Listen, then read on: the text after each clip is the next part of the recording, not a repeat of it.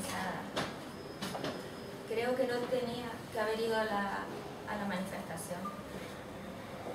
Ayer fui a una manifestación. Como estoy enferma, me llevaron en la silla de ruedas. Era en contra de Estados Unidos, pero ahí estaba yo, luchando por los derechos de los de Guatemala. Siempre he sido muy luchadora. El año pasado fue mi primera exposición en México, mi país. Y los médicos me dijeron que no debía ir, que tenía que quedarme en la cama. Pero ¿saben? Fui en la cama. Contraté a la gente para que me llevara y fui a mi primera exposición en México en la cama. La verdad que fue un poquito llamativo. Fue tan llamativo que los fotógrafos ni se atrevieron a hacer fotos. Y parecía que yo era parte de la exposición. Perdonen, no me he presentado. Me llamo Magdalena. Magdalena Carmen Frida. Frida Kahlo me llamo. Soy mexicana. Y siempre me he sentido muy mexicana. Nací en 1907, pero yo siempre he dicho que nací en 1910, que fue el año de la revolución de mi país. Mi padre era de procedencia europea, vino de Alemania y se casó con mi madre, que era de ascendencia india y española. Él se dedicaba a la fotografía y cuando yo nací, él estaba en una buena posición económica y vivíamos en una casa azul. Siempre la recuerdo, la casa azul, en la esquina, brillante, amplia. Allí crecí con mis hermanas. Tengo 3 hermanas, pero con la que más me relaciono es con Cristina, que es un poco más pequeña que yo. Pero saben, cuando tenía 6 años, empecé a tener mis primeros problemas de salud. Padecí la polio. Y a partir de ahí se me quedó la pierna derecha más pequeña que la izquierda y más fina. Me acuerdo cuando empecé a ir al colegio, todos los niños, Frida, patapalo, Frida, la coja. Yo al principio no quería ir al colegio y gracias a mi padre que me animaba, me decía cosas para reír, me llevaba con él a hacer fotos y allí fue cuando empecé a ver lo bonito que era jugar con los colores, con la forma. Cuando tenía 15 me fui a la capital, a México. Perdonen, no les he dicho que nací en Coyoacán, que en aquella época estaba en las afueras de la capital. Mi madre no quería. Mi madre era muy religiosa. Ella sabía que en aquella escuela había muy pocas chicas. Y ella pensaba que no era decente que una chica estuviera con tantos chicos. Pero mi padre insistió. Él siempre ha insistido a lo largo de mi vida y ha estado ahí presente. También fue él el que puso mi nombre. En alemán significa paz. Mi madre decía que yo de pacífica tenía poca, porque siempre he sido muy rebelde, muy inquieta. Y, como decía, cuando llegué a la escuela, salió un mundo ante mí. Y me hice amiga de un grupo, nos llamábamos los cachuchas. Hacíamos bromas, leíamos libros extranjeros. En aquella época yo vestía de chico. Yo pensaba que los chicos tenían muchas más oportunidades. Y allí fue cuando vi por primera vez a mi primer gran amor. En aquel tiempo yo estaba enamorada de Alejandro y no me fijé en él, pero fue la primera vez que lo vi. Este es Diego. Luego les contaré.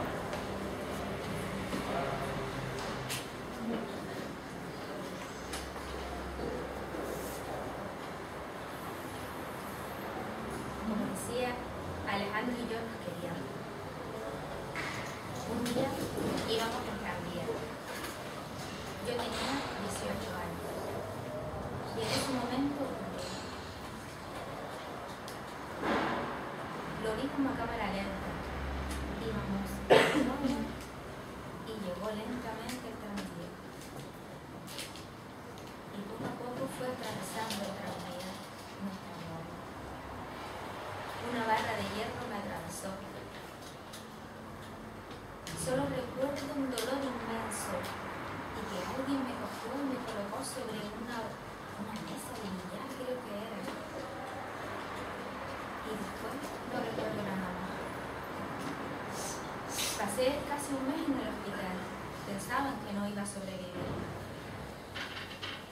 Mi madre estuvo todo ese mes sin hablar de la impresión.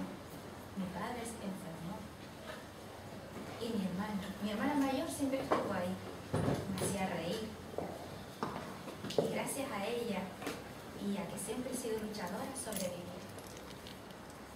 Y a partir de ahí continuó mi contacto con el dolor. Estuve encamada 2 meses más. Y empecé a usar corsé. Usé 28 corsés a lo largo de toda mi vida. Al principio era una tortura. Me tenían que colgar con unas telas para poder colocármelo. Me apretaba, no podía respirar. Hubo uno que me impedía hasta comer y sentarme. Yo en venganza, más adelante lo quité. No se sabe cómo. Un día me levanté y empecé a caminar. Pero luego volví a recaer. Pasaba tanto tiempo en la cama con los corsés y sufriendo que un día mi madre tuvo una idea y colocó un espejo en lo alto del techo para que no me aburriera tanto. Pasaba mucho tiempo sola y claro, empecé a pintar lo que más conocía, yo. A lo largo de mi vida escribí más de 40 autorretratos. La relación con Alejandro se fue enfriando. En la distancia, él se fue a estudiar fuera, y aunque nos carteábamos y yo siempre sentí cariño hacia él, la relación se fue enfriando.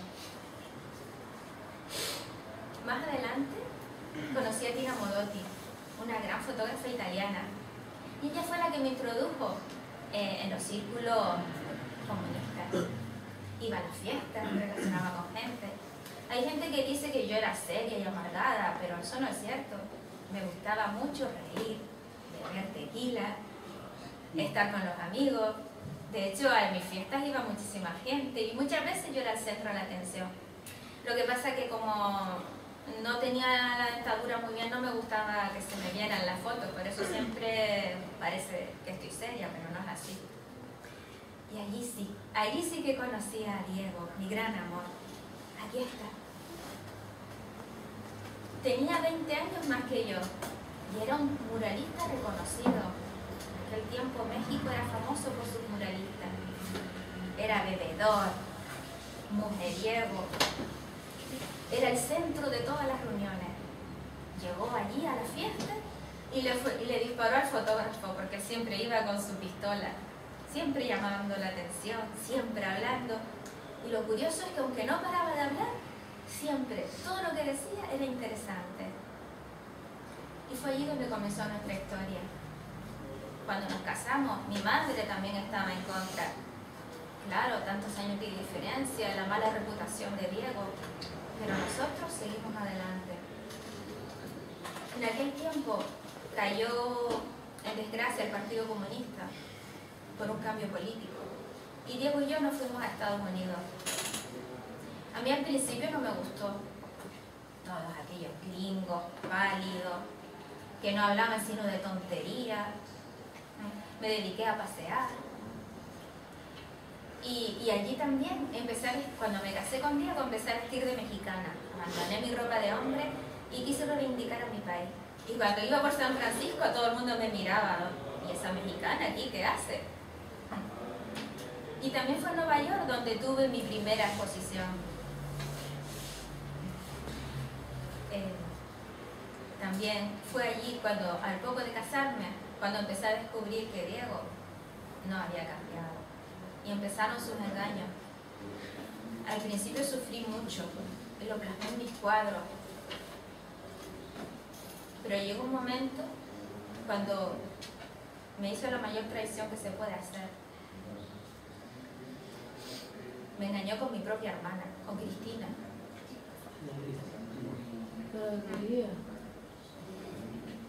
Hubo un tiempo que estuvimos separados, pero al año descubrí que no podía vivir sin él, ni él sin mí, y que teníamos que estar juntos.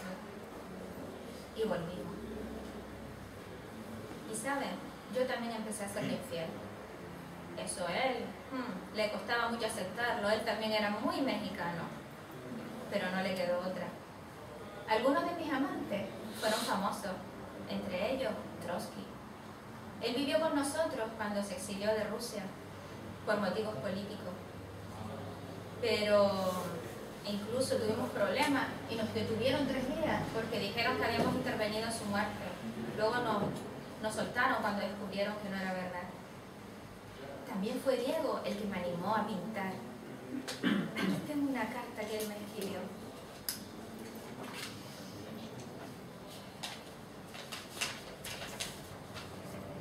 Querida Frida, no seas ridícula.